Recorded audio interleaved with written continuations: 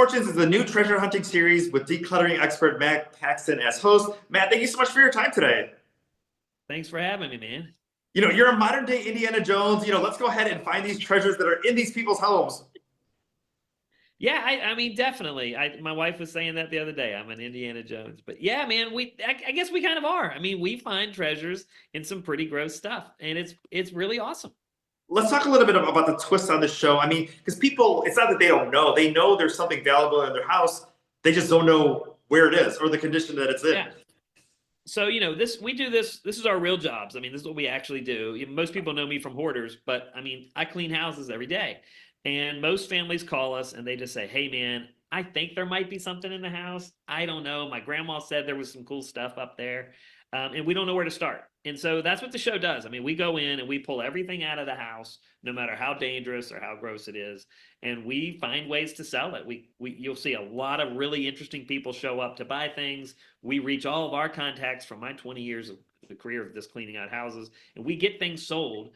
And then at the end of the show, the family has an empty house, and then they may get a lot of money from us or they may not. And you have to watch the show to find out. You got to wait and find out. I mean, also too. I mean, especially if you think of those names, like, Mickey Mantle, a Babe Ruth, a certain Star Wars action figure from the '70s. But if those things are in the house, there's probably things that are adjacent, just as valuable, not just like one, Yeah. one singular item. We found a Sandy Koufax rookie card this season in a house, and we were really excited about that. But right behind it was a John Wilkes Booth card. And one of my guys was like, "I didn't know John Wilkes Booth played baseball." And I was like, "He didn't. What did you just find?" And we look at it, and it's a playbill from the Ford's Theater with a picture signed by John Wilkes Booth.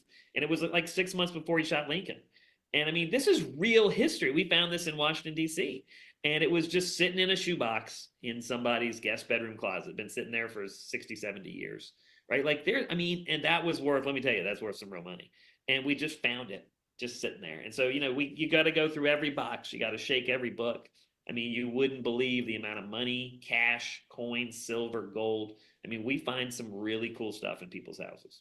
Yeah, I mean, just when you were talking about that, I mean, not to give any spoilers away, from one of the episodes, but there's a military family that you go and visit, and you think about those times where people were kind of keeping money or keeping things, hidden aside. And who knows, like you said, you got to open up the books, you got to go through every corner because you don't know where something valuable might be hiding.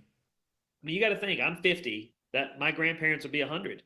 They were the last kids of the Depression. Like, they didn't trust banks, and their parents definitely didn't. And so when you're finding your grandparents' stuff, you're actually finding your great-grandparents' stuff, which is 120, 130 years old. I mean, it's amazing the things we find. And they've been sitting there for 100 years. And someone who gets inspired by the show and maybe wants to go through their basement or their attic, or maybe, talk to their parents about what's in their homes. A strategy of, what's valuable, what's not valuable, and kind of sorting those things out, within their own homes. Yeah. So let's be real clear here. Something is only worth what an independent third party will pay you. Let me say that again. Something is only worth what an independent third party will pay you. So don't go on eBay or EBTH and see what it's listed for. You want to go on there and see what it's sold for. So I typically use EBTH or BidRush. There's a couple of websites I'll use, but I want to know what it's sold for. And then if you can't find that item anywhere on the internet and what it's sold for, then there's your hint, right? That means it's rare. And so if it says limited edition, it's probably not valuable, right? If it's printed on there, if it's printed, this is valuable. It's not, right? It's the stuff pre-'80s that tends to do really, really well. The baseball cards, the coins, the silver, the gold, your grandma's vintage clothes, holy cow, those are through the roof right now. Things that don't sell very well, stamps, although we did find some incredible stamps this season. Overall, stamp collections and Beanie Babies don't do very well. Those Beanie Babies, we've been holding on to them since the '90s, just hoping that one day that tide is going to turn. Nope. We're hoping that tide is going to turn one day. We missed it. But the Cabbage Patch Kids do very well still. They do very well. Is there a certain decade? Obviously, we talk about things from like parents and grandparents and great grandparents, that might be passed on from generation. But is there kind of a decade where, like, if you're looking at '90s or the early 2000s, like that's kind of where the value kind of stops, or is there value in everything? Well, there's value in everything, absolutely. But 60s, 70s, and 80s do well because folks like you and I over 50. Actually, you're not over 50, but people like me, I'm over 50. I finally got money to buy stuff, so I'm paying for nostalgia, right? Like I overpaid for an Atari 2600 this year. I way overpaid for an Atari 2600 at auction because I wanted my son to experience that. And so you have to understand like what you're selling, it's going to sell for a lot if somebody, I mean, like vintage cars from the 80s are doing very, very well, 70s. But mass production started in 84. So basically, everything before 1984 does really well. Baseball cards needs to have a 7 in it. Needs to be a 70s to be worth a lot.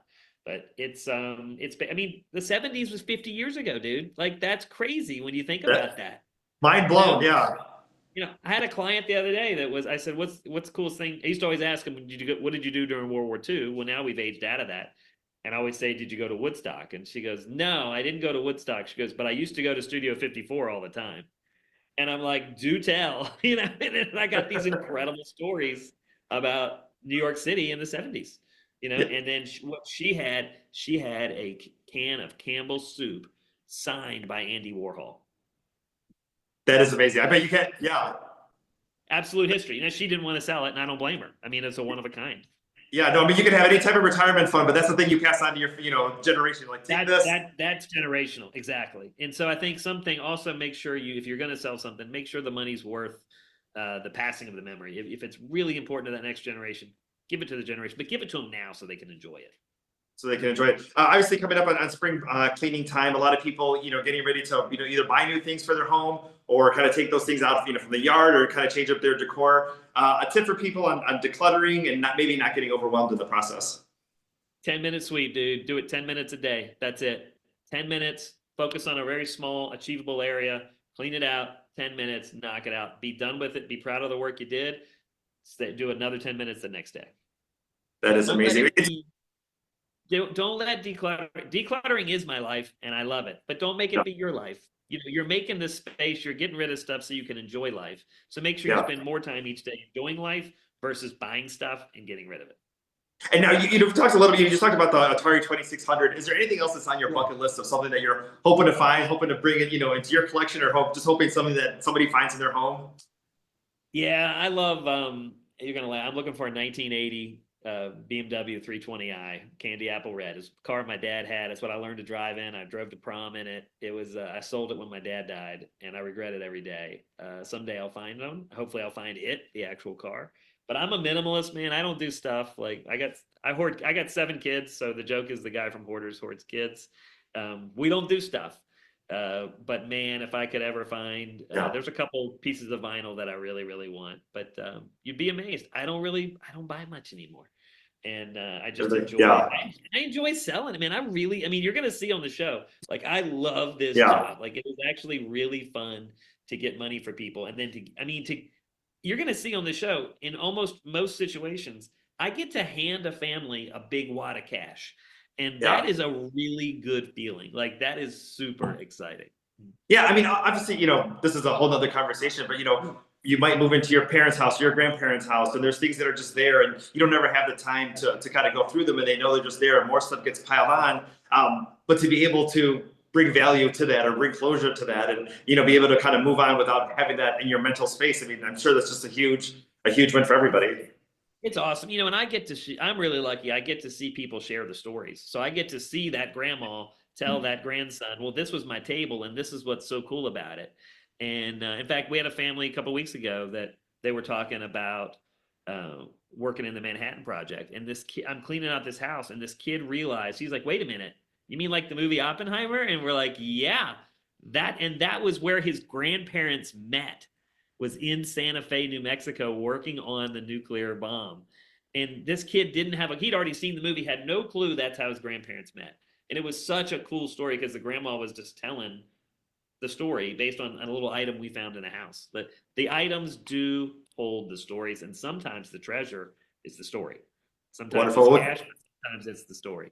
So that's the story. Well, man, it's always so great to see you. Thank you so much for your time today. Yeah. Filthy Fortunes premieres March 9th on Discovery Channel.